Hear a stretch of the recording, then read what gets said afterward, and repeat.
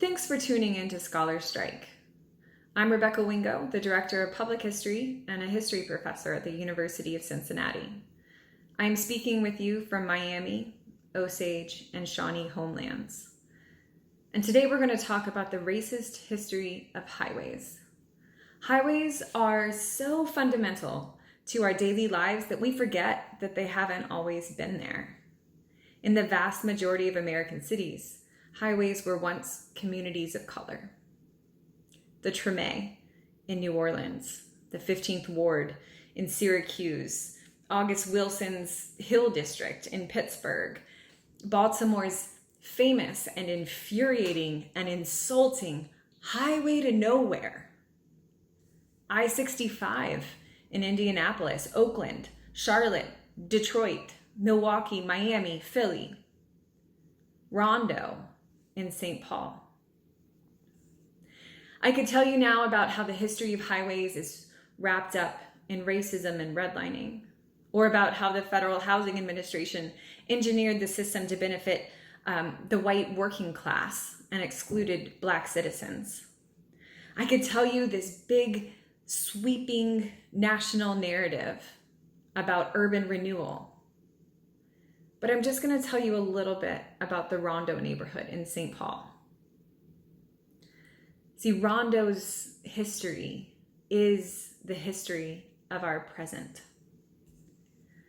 In the 1950s, the Minnesota Department of Transportation began construction on a stretch of I-94 that would connect the downtowns of Minneapolis and St. Paul. Developers proposed two routes, a northern route that followed abandoned railroad tracks and a central route along Rondo Avenue. Rondo Avenue was this wide, tree-lined boulevard that formed the main business district for the predominantly African-American neighborhood. And of course, MnDOT chose the latter. Some residents took the lowball offer on their home and moved away. Others fought through a legal system that was always going to be rigged against them. And still others sat on their front porches with shotguns and they waited for police. The city claimed homes and businesses under eminent domain and displaced over 750 families and 125 businesses. This is what scholar Mindy Fullilove calls root shock, or a traumatic stress reaction related to the destruction of one's emotional ecosystem. According to Fullilove, the experience of root shock, like the aftermath of a severe burn, does not end with emergency treatments, but will stay with the individual for a lifetime. In fact, the injury from root shock, she argues, may be even more enduring than a burn, as it can affect generations and generations of people. Rondo is one of these communities. The children who watched their parents fight for the right of residency are now the community elders. They remember. Here are some words from a community leader, Marvin Anderson, who is also a dear friend, a co-author, and back in 1982, the founder of Rondo Avenue Incorporated. It's only when communities come together as a whole will it work. And that's why we tell the story of Rondo. And we tell the story of Rondo through this harvest so that people know what can be lost, so they don't have to suffer what Rondo suffered. The story of Rondo, which I am proud to be a part of as one of the founders of the Rondo celebration, is to teach that story to kids, to students, to let them know that the history of Rondo can be repeated today unless they're aware of that possibility and unless they're willing to stand up and fight and have your facts right and be vigilant and be prepared to stop government when it takes actions that are contrary to the ecosystem of a community. That's why the story of Rondo is so important to us, to me and to others who are trying to tell it.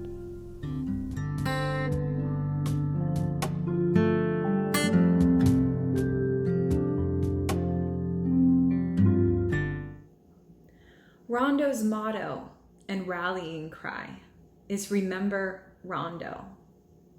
But let's be really clear about something. The only reason that I can sit here and talk about Rondo today is because of the work that Rondo residents like Mr. Anderson have done to actively combat their erasure. The evidence of their past forces us to remember, but only if we listen. In St. Paul, at least, it also forced the city to acknowledge. In 2015, the mayor of St. Paul apologized. "Today, we acknowledge the sins of our past," Mayor Coleman said. "We regret the stain of racism that allowed so callous a decision as the one that led to families being dragged from their homes, creating a diaspora of the African American community in the city of St. Paul." 11 months later, police shot and killed Philando Castile. He was a son of Rondo. When protesters shut down the highway, they did so at Lexington Avenue, the westernmost boundary of the Rondo neighborhood. Shutting down highways as protest is as old as the highways themselves. And in recent months, following the murders of George Floyd and Breonna Taylor, the act has been repeated in countless cities. It's not merely disruptive, it's symbolic. Minority communities around the nation faced similar destruction and robbery at the hands of highwaymen. Cities weaponized their arteries as they built white roads through black bedrooms. From 1949 on, American cities, crazed with freeway construction, bulldozed 1,600 black neighborhoods. 1,600. Now, there's no national data on this, but if we assume that Rondo's figures are average, then we're talking 1.2 million families. Not people, families. But Rondo wasn't exactly average. Most of their residents were homeowners. In Cincinnati, where I live now, in a neighborhood called the West End, most of the residents were renters. It was high density. I-75 displaced 25,000 citizens, accounting for something astounding like 90% of the city's black population at the time. 1.2 million is probably the lowest estimate that we can go for here. Unlike St. Paul, no one has ever apologized to the residents of the West End for whatever an apology might mean. Instead, the city of Cincinnati approved a massive multi-year tax break to build a stadium for our new MLS team in the heart of the West End. The residents' own taxes paid for their displacement, including a 99-year-old woman who had literally never lived in any other neighborhood.